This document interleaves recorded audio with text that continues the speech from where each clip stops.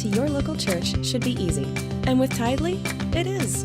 Just download the app and securely register your credit or debit card. You're done.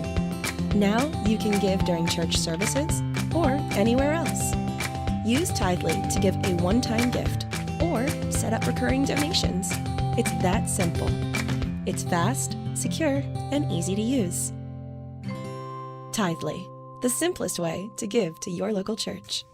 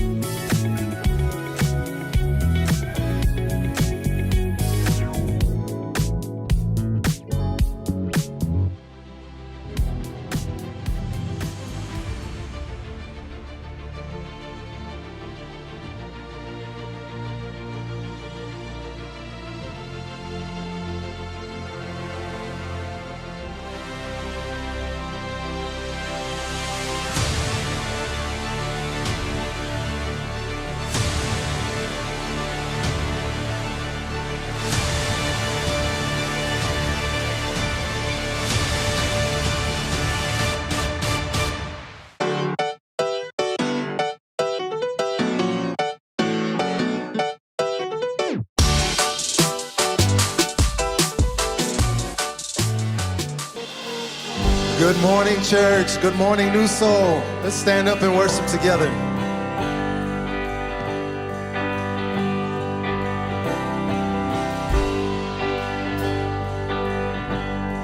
But it couldn't fill me. Man's empty praise and treasures that fade are never enough. Came along. Then you came along and put me back together, and every desire is now satisfied right here in your love. There's nothing, oh, there's nothing better than you.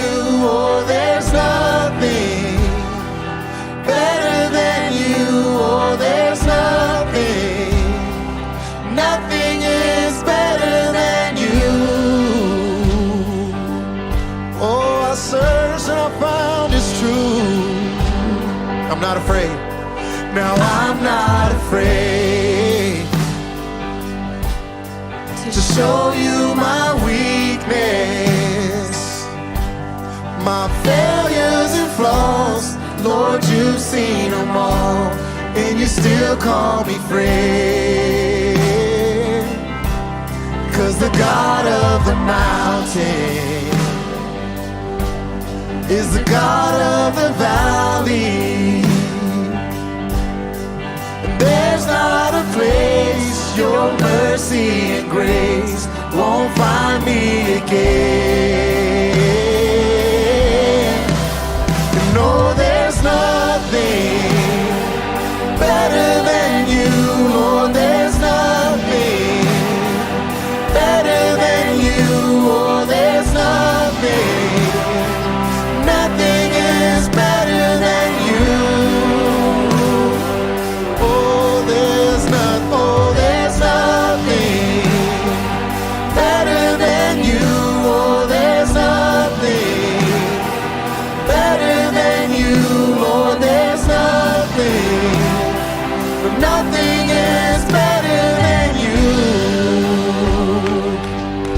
stirred up. Yeah. Morning to dancing. You turn mourning to dancing. You give beauty for ashes. You turn shame into glory. And you're the only one who can. You turn mourning to dancing. You give beauty for ashes. You turn shame into glory. You're the only one who can. Graves into gardens. You turn graves into gardens. It's what you do. You turn bones into you turn seas into highways. You're the only one who can. You're the only one who can. You're the only one who can. Oh, there's nothing better than you, Lord. There's nothing that is better than you. Oh, there's nothing better than you. Oh, there's nothing better than you. Oh, there's nothing. Nothing is better than you. Graves in the gardens. You turn graves into gardens. That's what you do. You turn bones into armies. Every time you turn seas into highways. You're the only one who can. And you turn graves into gardens. You turn bones into armies. You turn seas into highways. And you're the only one who can. You're the only one. You're the only one who can. You're the only one. You're the only one who can. Yeah.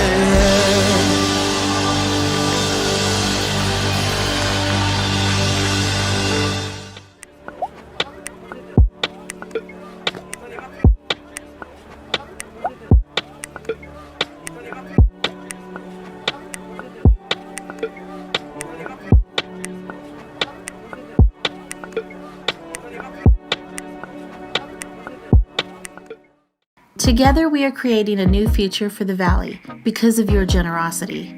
Your financial support is being used to produce content and create a loving community that is bringing hope to hurting people during the COVID pandemic and quarantine. Your giving equips Newsoul Ribera with tools to provide access to our services and support for people who can only meet with us by phone. Because you give, the hungry are being fed, and we've launched a winter warmth campaign to protect people in the Valley from the cold this season. With your help, in 2021, we're not slowing down, but ramping up a campaign to expand our digital reach to help and inspire more kids, students, singles, families, and seniors. Your giving is making a difference in the community. 1 Timothy 6:17-19 says, "Don't be full of yourselves and obsessed with money, which is here today and gone tomorrow. Go after God, who piles on all the riches we could ever manage. Do good. Be rich in helping others. Be extravagantly generous. If you do that, you'll build a treasury that will last, gaining life that is truly life." We have quick and easy ways for you to give. Online, newsoulribera.com. By text BLESS to 94000. By app, download the Tithely app. Or by mail, Newsoul Ribera, P.O. Box 574, Ribera, New Mexico 87560. To receive text updates from Newsoul Ribera, text Ribera to 94000. Hello. Happy Memorial Day weekend. We remember those that we've lost and those that have fought bravely to give us freedom. So we want to remember all of those today and remember what this day is all about, this weekend's all about. But for many of us, it's also the end of school and the beginning of summer. And the world feels a little freer, a little more like before it was before the global pandemic disrupted all of our lives. And wherever you are and whoever you are, however you're connecting with us today, I'm just want to congratulate you for making it this far. You've survived, and I'm excited to be with you today. Today we begin a brand new series, and I'm convinced that if you spend time listening, absorbing, and applying this content to your life, you will make better decisions and have fewer regrets in your life. And that's a big deal to me personally, because even if I've never met you in person, you are the audience that I care most about, the ones I feel most responsible for and am accountable to. I want you to make good decisions and to help your kids and nieces and nephews and friends and colleagues and even your grandchildren make good decisions as well. Because if you're able to make better decisions, you will live better and you will become better at life. The big idea behind this series is the ignored relationship between good questions and good decisions. I want you to think about a bad decision that you've made. It could be health or financial. Would you have made a better decision if you had better information? Maybe if you had known then what you know now, would you have made a better decision? Would you have chosen differently? How often have you made a decision you regret because you had bad information or not enough information? If you ask good questions, you get better information, which ultimately leads to better decisions. Good questions will help you make better decisions, and this will help you decide better and regret less. That's the name of this series that we're beginning today. This series will give you a set of questions to help you do just that. And these questions will help you every time you make a decision. If you will ask these questions, if you will answer honestly, and then act accordingly, you will decide better and you will regret less. We've had a couple of funerals at Newsoul Ribera over the last few weeks, and when you attend a funeral, you get an opportunity to reflect on something that most of us resist, that all of us will have a final day someday. And when people attend your funeral one day, what do you want your loved ones and those closest to you to say about you? What if today was your last day? Would you have any regrets? Really? What would they say if your funeral was today? Really? Is there anything that you would change? Well, if there is, I have good news for you. That this series will give you a brand new opportunity to do something about it. If you begin today to make better decisions, you will make sure that your life is going in the direction that you want it to go. That your life will end up where you want it to be at the very end of your life. So this is important because the decisions you make today and from now on will impact your descendants that you will never even meet and will help determine the future of generations to come, because you're not the only person that is impacted by your decisions. Your decisions will help shape their story. Your fingerprints will be on someone else's future, your descendants and the people you're connected to. For example, many of you know that my father was abandoned by his father as a child. He grew up near Ribera in Sena, New Mexico, and he and his 6 brothers and sisters. my grandfather admitted my grandmother into the state mental hospital in Las Vegas, New Mexico, and ran off with one of the nurses there to begin a brand new family with her. My father spent years living with relatives, bouncing around from house to house, and even spent time in an orphanage. As you can imagine, he and his siblings felt rejected, hurt, and angry towards their father and their life and life itself, some of them even towards God. Many of my father's siblings carried all of that pain inside of them, and it resulted in influencing their own destructive life choices. And it brought pain and suffering to them and the people closest to them. When my dad decided to become a Jesus follower, he had to decide whether he was going to forgive his father or not. His father had not asked for forgiveness and wasn't likely to do so. He decided to go to his father, who was sick in the hospital at the time, and forgive him. It was one of the toughest decisions of his life, but he did it. He spent the next 40 years of his life loving his wife, raising his family, free of all that anger and bitterness. He created churches and was instrumental in transforming the lives of thousands of people. He helped save marriages and keep people from killing themselves.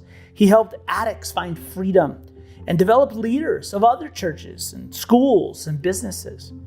The lives impacted include my own life and the life of Newsoul Ribera. What if he had made a different decision? What if he decided to hold on to the hate and anger? No one would have blamed him, right? So what about your life? What if your mother or father had made a different decision about the things that impacted you and your family? What if they hadn't conquered that destructive habit? Or what if they had? How would the lives of all those people that I mentioned be different? How about your life? My life? None of us know for sure what hangs in the balance of our decisions. We never know for sure. But what we do know for sure is that private decisions have public outcomes. Your personal decisions will probably impact someone else's decisions. Maybe you never thought about this, but the most significant thing you do may not be something that you do.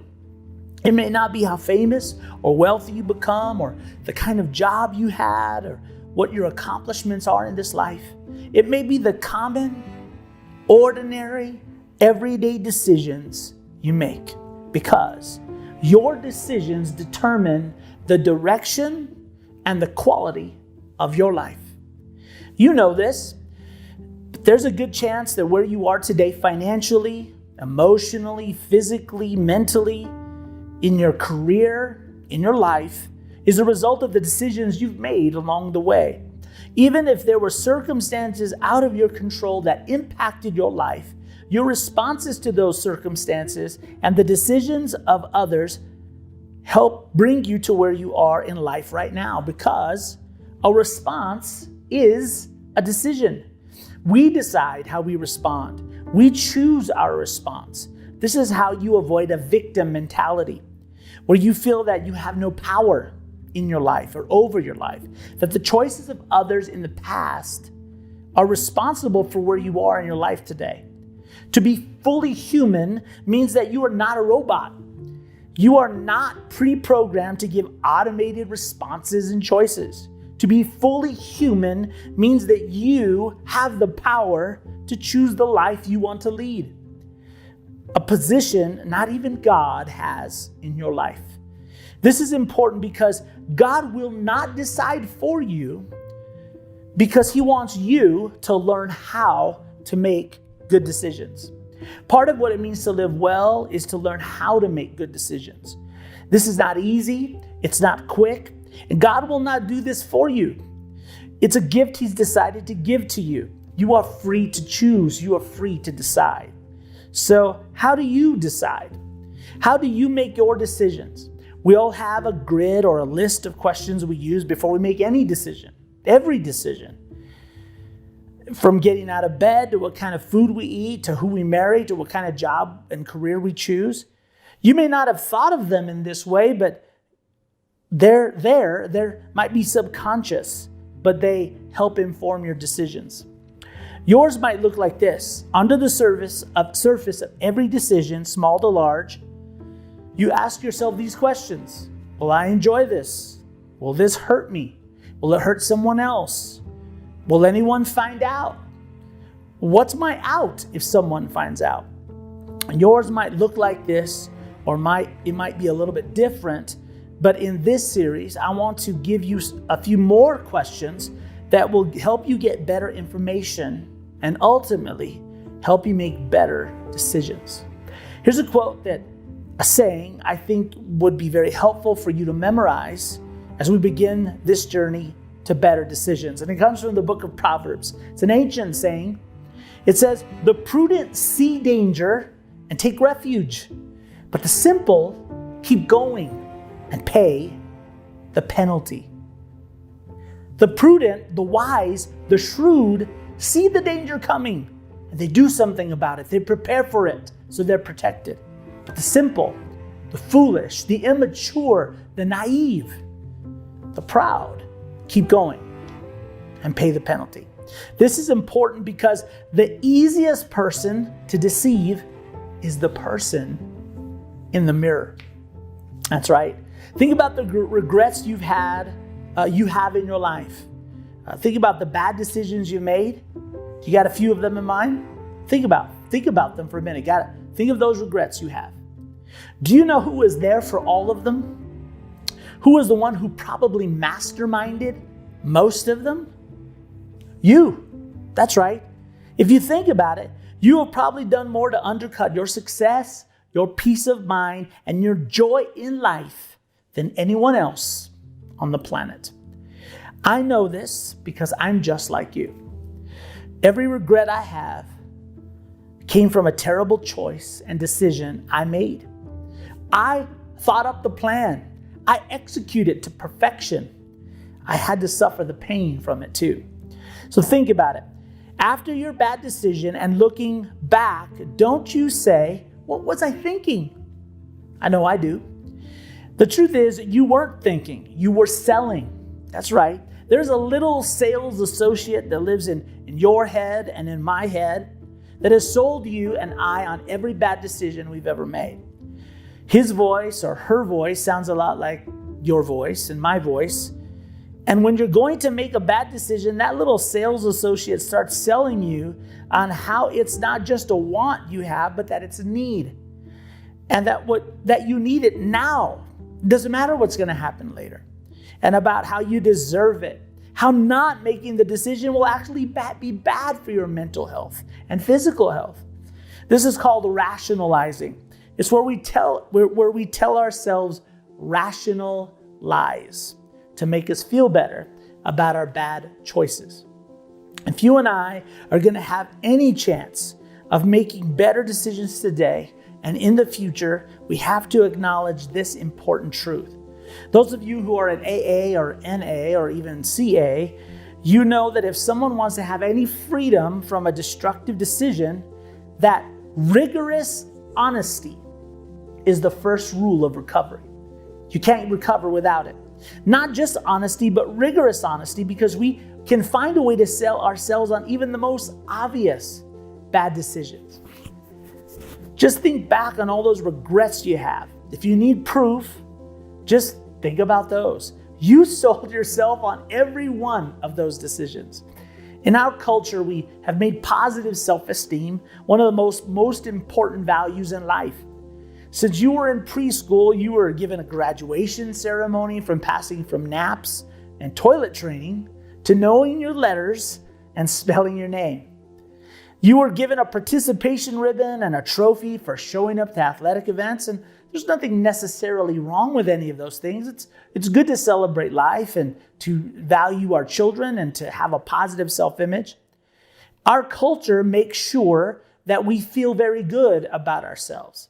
But if you're going to make better decisions, you need to begin with rigorous honesty, which means that you tell yourself the truth, even if the truth makes you feel bad about yourself.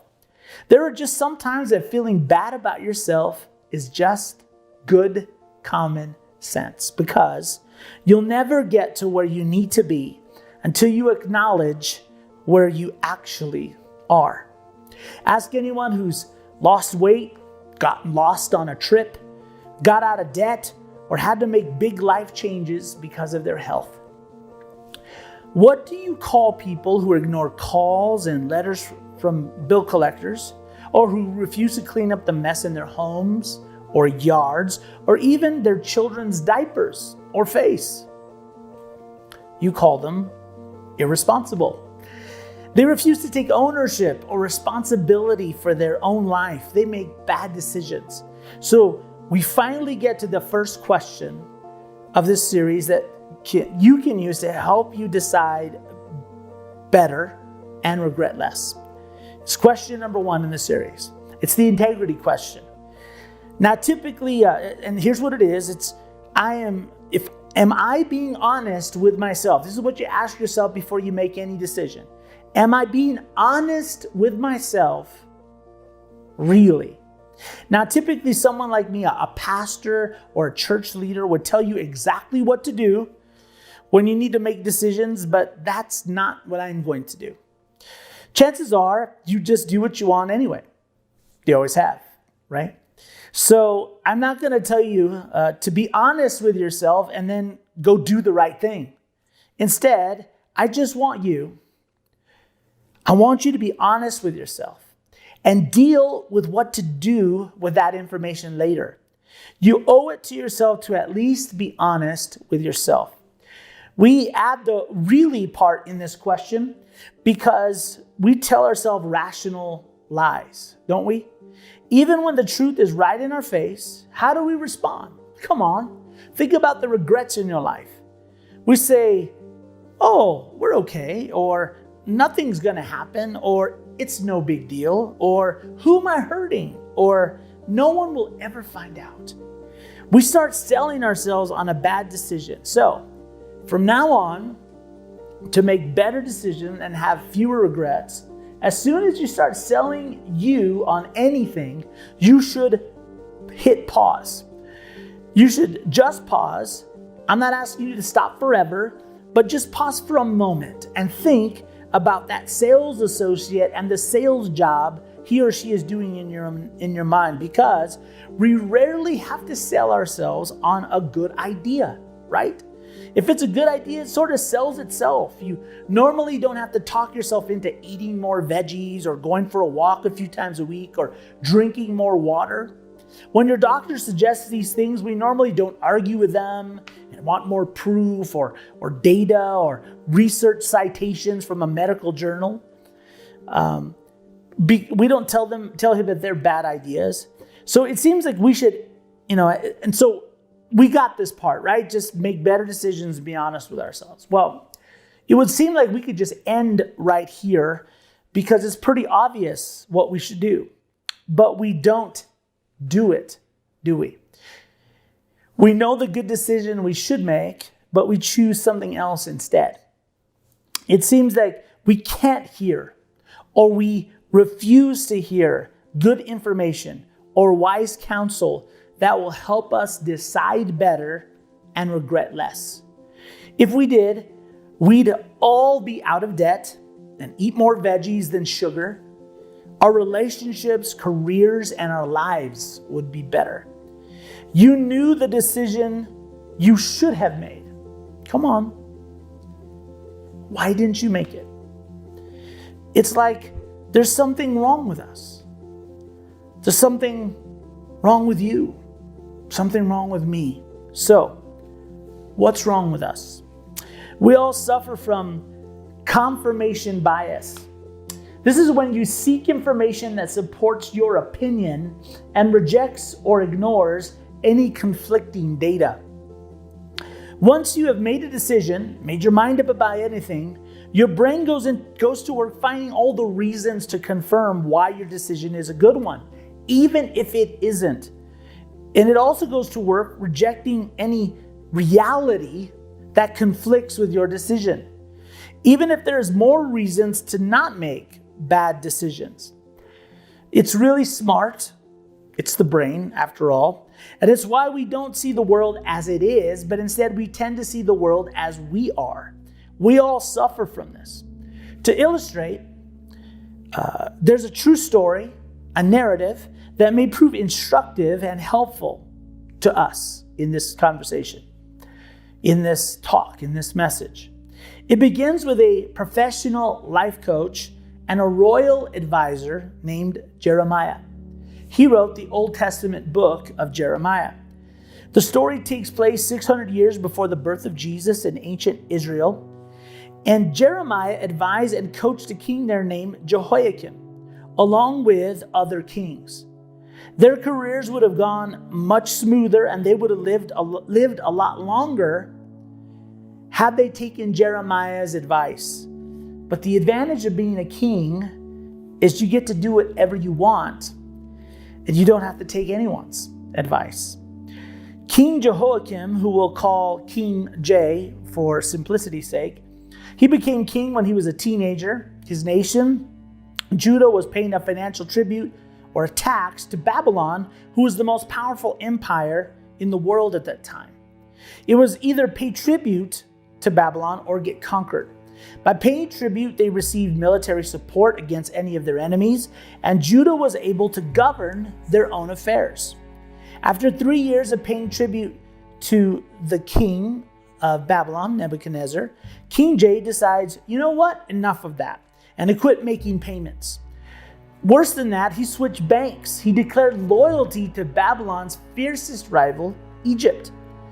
When Jeremiah heard about King J's decision, he begged him not to do this.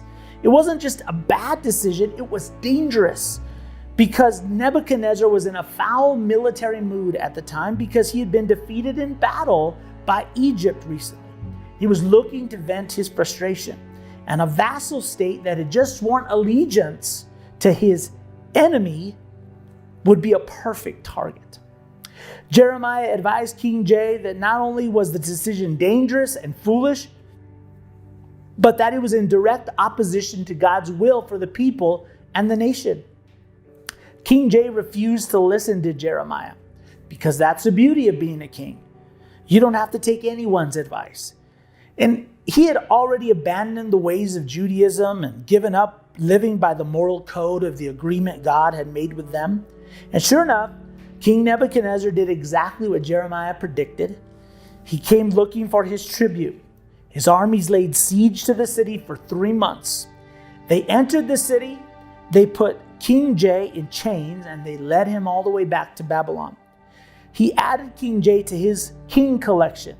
You see, King Nebuchadnezzar collected kings. Some people collect coins or dolls, but King Nebuchadnezzar was so powerful that he collected kings. When he conquered a nation, he would take the king as a prisoner. On special occasions when he wanted to show off, he would bring them out and parade them in golden chains around the room for everyone to see. And they would have to put their hand on the shoulder of the king in front of them. They had to, because Nebuchadnezzar had taken their eyes out and they were blind. Before leaving Jerusalem, though, King Nebuchadnezzar crowned King J's son, who we'll call King J Jr. He was 18 years old, and 3 months later, King Nebuchadnezzar changes his mind and decides to come back to Jerusalem, and he adds King J Jr. to his king collection. Now, as you can imagine, no one is excited about taking his place and being the next king, but every kingdom needs a ruler. So Nebuchadnezzar appointed King J Jr.'s uncle, whom we'll call King Z, to the throne. He was 21 years old, and what King Z didn't know, and no one knew, is that he would be the last king ancient Judah ever had. Because, like the kings before him, King Z would not listen to sound advice. In fact, one of the Jewish historians said about him, he did evil in the eyes of the Lord and did not humble himself before Jeremiah the prophet. Once his mind was made up, he could not hear wise counsel or good information. He did exactly what those before him had done, even though he had seen how it worked out. He refused to pay tribute to Babylon. Jeremiah pleads with King Z to change his mind, that it was going to end badly for everyone, for the nation, for the people, for him and his family. But kings will be kings. And Jeremiah took his message to the streets and people, and he went around the community saying that when Nebuchadnezzar shows up, that the people should let him in the city. When King Z heard that what Jeremiah was doing, he had him thrown into an empty well in the ground so he could shut him up. Because he was scaring the children. Actually, he was scaring the entire population. And they should have been scared. Sure enough, just as Jeremiah predicted, Nebuchadnezzar showed up with his army, surrounded the city, and starved the city into submission. The people were starving to death. When King Z realized his mistake, what did he do? He ran to that empty well to find Jeremiah. He says, Jeremiah, pray to God to save us. Jeremiah told King Z it was too late, that the fate of the city had been sealed. Their only hope was to open the gates and beg for mercy from Nebuchadnezzar. But King Z knew that this would end badly for him. So he decided to sneak out of the city in the middle of the night with his children and his bodyguard. Another really bad decision. King Z was eventually captured and forced to watch as Babylonian soldiers butchered each one of his children one by one before his eyes. And that was the last thing he ever saw, because he was blinded and added to Nebuchadnezzar's king collection. When you read a story like that, or watch a movie or a show like that, or maybe see it played out in real life, you can't help but think, what were they thinking? How could anyone be so clueless, so deceived? Jeremiah was there for all of this tragedy, and he answers that question for us. He writes, the heart is deceitful above all things and beyond cure. Who can understand it? Your heart, my heart, his heart, her heart, even those precious angel children and grandchildren of yours, their hearts. He chose his words carefully, Jeremiah did. See, deceitful is different than dishonest, right? Dishonest is just not honest, and it's easier to spot. But deceitful is tougher to see. It's half-truths and a few truths and untruth, and they're all mixed together. It's pretending and faking, acting. Dishonest people aren't always smart enough to trick you, but deceitful is difficult to detect. Deceitful people are dangerous because they are smart enough to fool you, smart enough to fool themselves. Our hearts, Jeremiah says, are deceitful. We don't just lie to ourselves, we deceive ourselves. When our heart decides on what it wants, it sends a message to the brain. We talked about this a moment ago. Hey brain, figure out a way to get us what we want. And the brain goes to work. And your brain is really smart, and it usually comes up with reasons why what you want is more than a want. It probably turns it into a need. Because while it's difficult to rationalize a want, it's easy to rationalize a need. The reasons we use to sell ourselves on bad decisions are rational lies we buy. We are suckers for ourselves. We are so easily deceived by our own hearts. There is no cure for this, Jeremiah says. You don't outgrow it. It doesn't matter how old you get, how educated you are. You don't outmature it. It is a permanent condition.